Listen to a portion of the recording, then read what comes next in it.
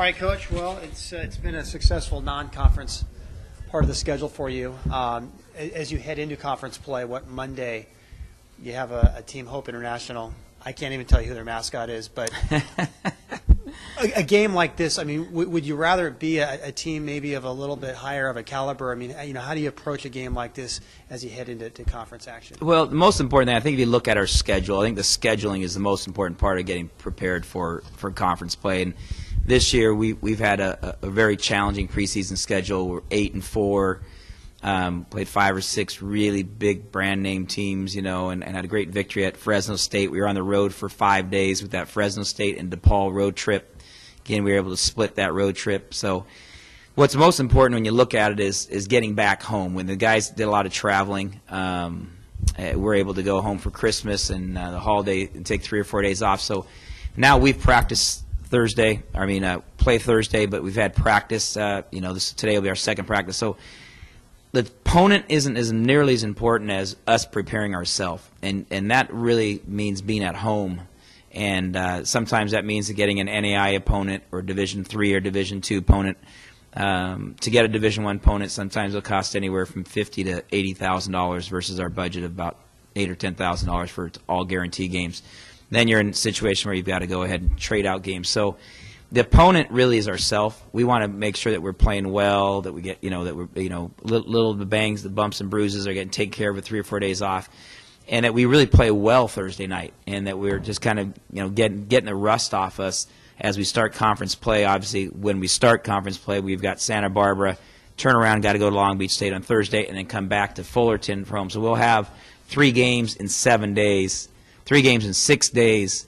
So I think that being at home was the most important thing about the scheduling.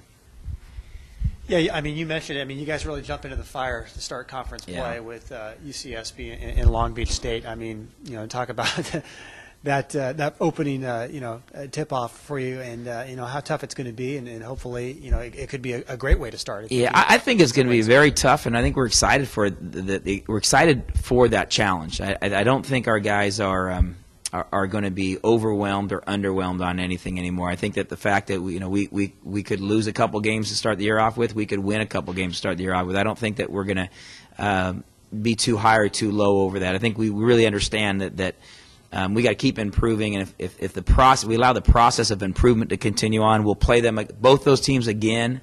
We'll play all 3 teams again in February, and then very likely to play those teams again in the conference tournament. So I think there's a big part of us that understands. This is hopefully one of 3 times that we play them. And don't make too much of it. You don't want to oversell the importance of the first conference games. You don't want to undervalue it. But it's a conference game. So they're good opponents. And that's why we've been playing good opponents. I think St. Mary's at home helped us prepare for a big game like Santa Barbara, great crowd that we had. I think that going on the road and playing USC, going on the road and playing Fresno, going on the road and playing DePaul, having San Jose State in here, I think those games really help us. So our guys are kind of like, hey, it's about our execution. I think we've really got to that point that we know it's really about controlling what we can control. Our passing, our catching, our shot selection, our defense. So we're getting much better. I'm much more confident with our group on a day-to-day basis as far as understanding that each game stands alone in itself about an opportunity to improve. Yeah, talk a little more about the overall play. 12 games in, 8 wins, one of the best records this team's had at the Division I level at this juncture of the season. I mean, I know you guys wanted to open it up a little bit more and still play a good defense, but as you head into conference play here after your game Thursday, do you like what you see? I know you obviously must like what you see, but I mean, you feel like the team has progressed from game 1 to game 12, and there's still a lot more to hopefully grow. I think that we still have. I'm impressed with our guys, the steady emotional state that we've had. We haven't really had, real fall apart. We played UNLV, and they jumped us on the second half, and we got down by 15 or so at UNLV and eventually lost by 20. Outside of that game, every game has come down to the last minute. If we lost a game, St. Mary's game came down to the last minute. You look at those top. DePaul came down, and we had a chance to win there. So I think that we're competitive every single night with an 8-4 record. I think that our guys aren't looking at the record as much as coach has certain standards of preparation. And I think our emotional preparation, our physical preparation, we still have some. Like all teams, we lost Chris O'Brien for the year. We lost Reese Morgan for another 2 weeks. Kyle Ottister's starting to come up, and he came off the bench against Fresno State, dropped in a couple shots. I think that Mari, Drake, David, and Will Taylor have been really consistent. Obviously, now we're getting the firepower from Dylan Royer, and then looking for more, even having some guys like Matt Tichenal came in off the bench and sparked it. So I'm seeing our roles are getting embraced, looking for Chris Eversley and Jordan Lewis to be able to come off that bench and spark it. So I think we've identified a good starting group, and we still have the second group that from any given night's really finding a spark person. So I feel good about that because I still think we still have more improvement with guys like Kyle Oddister and Reese Morgan possibly coming back in 2 or 3 weeks. Yeah, kind of along those lines, when you circle 1 or 2 things that this team needs to improve on going into conference play, what are those things that you still need to get better at? Well, we just watched film, and really what it centered on was offensive consistency. I think that we have some spurt ability. We showed, ability to score 35, 36, 37, 40 points and a half. We've pushed our scoring total up by, I think, 6 or 7 points from last year. Overall scoring, but I want more consistency where we don't go those 4, 5, 6, 7, 8 minutes without a field goal, and that's just getting a little better shot. We charted it out. We got some transition. We had some free throws. We had some inside. We had some outside. But I don't know how it's going to come. But we've got to be more consistent at just dropping in 2 points here, 4 points there. Now our defense keeps you in the game all night long. If you want to pull out those games against great opponents, you're going to have to be more consistent on the offensive end. You kind of know where we're coming from. I know you play on Thursday, but can you look ahead to that game on Monday, because we might not get a chance to talk with you, and the opportunity to open Big West play when the kids are all back from Christmas break. It's on television. It's against your rival. Can you talk about January 2nd? Well, January 2nd, what it does is really it tips off college basketball on the Central Coast, and you can't ask anything more than having that rivalry that, from the soccer rivalry to the volleyball rivalry to the basketball rivalry, of having that, that Cal Poly Santa Barbara. And I think the students embrace it, community embraces it, now local television embracing it.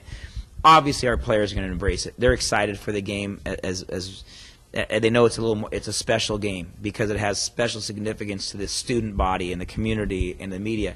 So we're crazy to say that it's just another game. It's not just another game because it's against your arch rival. But at the same time, it only carries one win or one loss, and we don't take the loss as a devastating. The season's over. We should have won the game, and we don't take the victory as, my gosh, we beat Santa Barbara and we've accomplished all our goals for the year. So I think that the emotion gets up there, but I think that we are mature enough to look at it as a kind of a bigger picture, and that's what the most important part about this year is, that how enjoyable it is to have guys that get the big picture. And finally, offensively, do you have guys? You talked a little bit about just the comfort level. I mean, you don't have that 20, 25 a guy. So you need all 5 guys to be able to fill it up when their number's called or when they get an open look. Are you starting to kind of feel that your guys are getting the confidence and maybe understanding that they've got to be willing to let one fly when they're out there? Well, I think that it's understanding the roles. We talk a lot about the first part of the shot clock, the middle part of the shot clock, and the end of the shot clock. And as a player, the last thing we ever want our players to do is looking over their shoulders. And early in the year, the players might be a little nervous. Like, is that a good shot? Am I going to get substituted out? Is it one shot? And you look at the progress that Dylan Royer has made. You look at the progress that Drake has made in his scoring. You look at the progress that, look at David Hansen's scoring totals are down from last year, which I think is a good thing, because basically it's saying we have other guys that are stepping up. Will Taylor getting us basically a double-double a night. I think that's the big part that we're looking at, the guy's confidence in developing it, that whether you're in, or even a Matt Tichenal coming in off the bench for 16 points. I think those are the big things, seeing guys that know what what the coach is expecting of them, so they're loose enough and confident enough to give us some firepower off the bench. Yeah, Coach, back to me real quick. Talk about the Big West, what you've seen over the first couple of, November, December with the conference. I mean, Long Beach has obviously been very impressive. Yeah. I don't know if there's a team that has a tougher schedule in the country. Santa Barbara started hot. They've had a tough schedule. What else have you seen in the conference, and how do you think it shapes up with the non-conference play? Well, what I think is great is what you mentioned. First of all, you take a look at Long Beach State, you take a look at Santa Barbara, who are the favorites for conference, and then you throw Fullerton in there as well. And I think they have an 8-4 record and have been going against some pretty good opponents as well. And you take a look at, how many of our teams have been playing top 25 opponents with our game at UNLV's, and the top 25 team now, Santa Barbara, I know, just played a good game up at University of Washington. Played San Diego State to 2 points. San Diego State's in the top 25 right now. Obviously, Long Beach State has already knocked off a couple top 25 teams. So I think that the overall conference has elevated its schedule. The top 3, 4, 5 teams that are playing those regular top 25 teams really putting ourselves in a great position to start looking at an opportunity for an at-large bid. And I think that's what really the Big West wants, to be able to get to a point where we feel like we're a legitimate two-bid conference. And that means that during conference play that the teams you're playing against RPI is high enough that it doesn't drag down the rest of your conference. And I think that's really what we're looking at. And I think that we're seeing some success with that. Now I think it really comes down to what happens within a conference. Can those teams stay healthy? I mean, I think that we have 3 or 4 top-notch teams and really 3 or 4 really top-notch NBA prospects on those rosters. Those teams have got to stay healthy for the overall conference schedule to stay there. And then look at it might come down to some things interesting this year too. Is the bracket buster might really have some interesting ramifications to it when our conference goes outside and starts playing somebody from the West Coast Conference, or I guess the West Coast Conference is not in it, but the WAC. Teams and so forth. So having those cross-rival RPI games that can bump us up a notch here and there, so that if the conference champion does not win the tournament, that there's a chance that team can still get an at-large bid or a second tournament bid. I wasn't here a couple weeks ago when the news came down with San Diego State, so I'll ask you now. I mean, what was your reaction? Because I know it had been percolating in the news a couple weeks prior, but I mean, knowing that the Aztecs will be in the Big West in a couple of years, the addition of Hawaii, I mean, it looks like the Big West really seemingly is, heading in the right direction here. Well, it's great news from the sense of any time a conference is growing, it's better than when you're losing teams. And so I think everybody understands that economic portion of it. Also gives us a marquee top 25 team. My only concern is making sure that scheduling-wise we're able to get there. There's been some discussion about a 14-team schedule and our 16-team schedule, 18-team schedule. Talked to Don Overhelm yesterday, actually, at practice for a bit before practice, about how that eventually plays out. And I think the key, from my perspective, is obviously trying to get the maximum conference games, as it's difficult for us to get teams up in the San Luis region. So to be able to have 20 conference games would be the number one coup of that, because now we really do have home and home with West region opponents, San Diego State being another game that really fits into the L.A. Road trips. So I think from that end, it's a major plus, and it's gonna challenge everybody. And I don't know if there's a good restaurant in the world that stays on top without other good restaurants coming up. And I think that's what basketball is. That from Missouri Valley Conference to the Big East Conference, when you look at the immersion of even the West Coast Conference with Gonzaga, it raised St. Mary's Bar. It's raised the other teams, and now it's attracted BYU. I think that's the important part, is that a good conference with good teams attracts other good teams and raises the entire conference schedule.